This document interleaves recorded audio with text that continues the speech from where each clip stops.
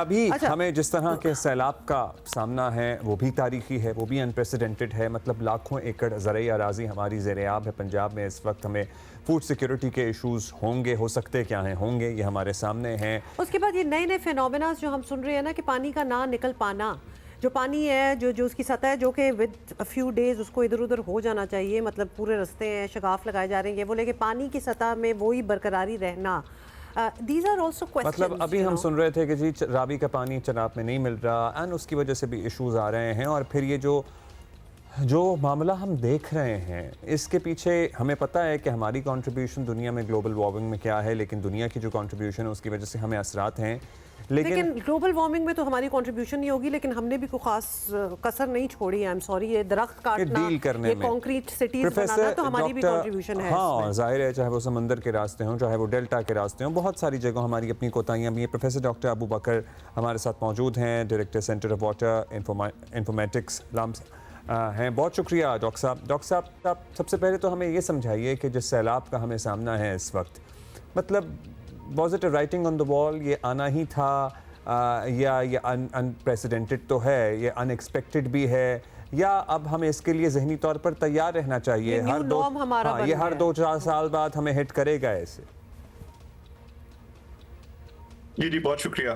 I think वो एक उर्दू में कहा जाता है ना कि गिरती हुई दीवार को एक धक्का और दो। तो ये जो हमारी गवर्नेंस के इश्यूज हैं ये तो बहुत दिहाइयों से मौजूद हैं और चलते आ रहे थे। तो हमने 90s में बहुत ज़्यादा जो तवज्जो थी वो इकोनॉमिक ग्रोथ की तरफ रखी। 2000s के अंदर हमारा जो तवज्जो है वो टेररिज्म पे रही, दाखिली सूरत हाल इंतशार बहुत ज़्यादा रहा। तो उसी दौरान ये क्लाइमेट चेंज वाला सारा मसला जो है वो दुनिया के सामने मौजूद था। तो वार्निंग्स तो हमेशा से मौजूद रही हैं। हमारी तवज्जो जो है वो जो जगाने वाली चीज़ थी वो 2010 का फ्लड था। आई थिंक वो एक मौका था कि जिसपे हमें वाकई जाग जाना चाहिए था कि climate change is for real. और वो जो गिरती हुई दीवार जिसकी मैं तशबीह दे रहा हूँ वो हमारी ज़ाहिर है कि आबी वसाइल हैं और उनसे लेने वाली हम जो ज़राअत कर रहे हैं या और जो हम फ़ायदा उठा रहे हैं, तो उसमें तालीम, सेहत, इंसाफ की कमी की वजह से जो हमारी गवर्नेंस के इश्यूज थे वो बुरी तरह जो है वो एक्सपोज हो गए। तो उसके बाद से जो अब मामला है, जाहिर है कि वो हमारी गलतियां और साथ साथ ये जो क्लाइमेट चेंज का जो एक कॉम्बिनेशन है वो इस वक्त हमें बहुत बुरी तरह जो है वो हर्ट कर रहा है। तो डेफिनेटली मैं आपसे एग्री करूंगा कि ये दोनों हमारी प्लानिंग की गलती भी है।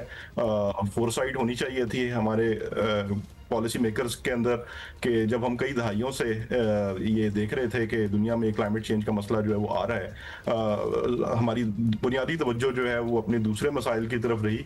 लेकिन अब ये मसला इतना बढ़ के हमारे सामने आ गया कि हर दूसरे तीसरे साल हमें मेगा फ्लड्स का सामना है। That's right। और डॉक्टर साहब, इफ मे ऐड, ये मसला सिर्फ हमारा ही नहीं, हम पूरी दुनिया में इस मसले को ज़रा ज़्यादा प्रायोरिटी जो है उस लेवल पे देखना स्टार्ट हो गए।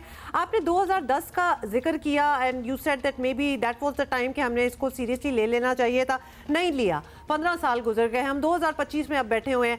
अब क्या किया जाए? बिकॉज अब तो पहले तो चले एक चॉइस थी ना, there were other things happening, terrorism का भी आपने जिक्र किया, तो प्रायोरिटीज कहीं और थी।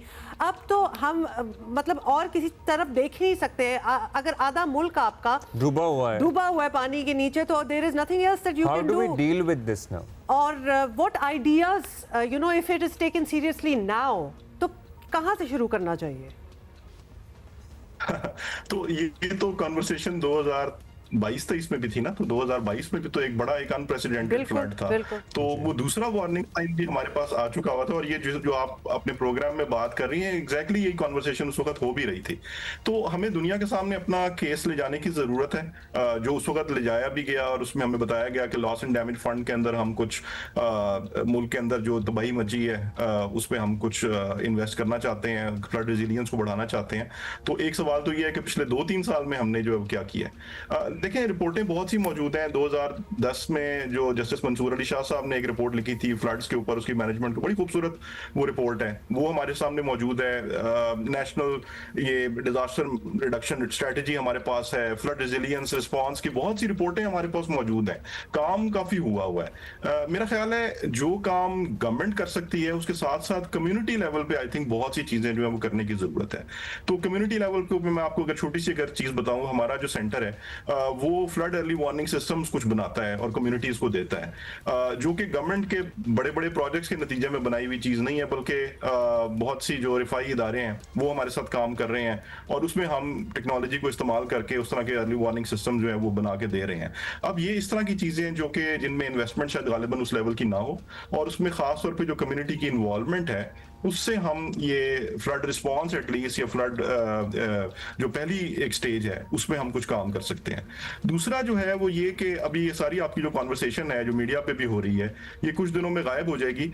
जो फ्लड के बाद के जो रिप्रिकॉशंस हैं खासतौर पे हमारे फूड सिक्योरिटी से रिलेटेड है, I am very worried about कि अभी जो आपके ग्रेन रिजर्व्स हैं उनके साथ क्या होगा, आने वाली जो फसलें हैं, अभी अब गंदम की बुवाई होनी है, हमारे पास पहले ही एग्रीकल्चर में एक बड़ी एक डिटोरेटिंग सिचुएशन है in the last few years, तो इन पे इम्पैक्ट्स जो है वो क्या होंगे। तो ये जो नॉक ऑन इम्पैक्ट्स हैं जो 2022 में भी हमें खतरा था लेकिन हम किसी तरह से उनसे बच गए थे, वो दोबारा आ सकते हैं।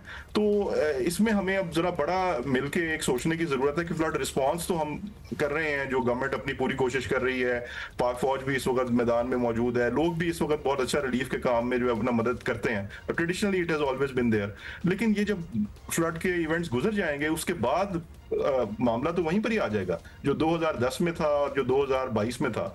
तो इसमें अब हमें गवर्नमेंट को तो डेफिनेटली रीथिंक करने की जरूरत है। मेरा ख्याल है हमें कम्युनिटी लेवल पे बहुत ज्यादा एक्टिव होने की जरूरत है कि अपनी मदद आपके तहत हम भी कुछ कोशिश करें कि ये जो हम आबादियों में जाके आबाद हो रहे हैं फ्लड प्लेन्स के अंदर, उसको लोगों में अवेयरनेस होनी चाहिए कि आप इतनी बड़ी इन्वेस्टमेंट ना करें और जो आबादियां बनाने वाले हैं उनको भी सोचना चाहिए कि उनकी कोई ना कोई अकाउंटेबिलिटी जरूरत है। डॉक्टर साहब thank you so much for your सबको टाइम। खुद भी सोचने की जरूरत है। बहुत शुक्रिया।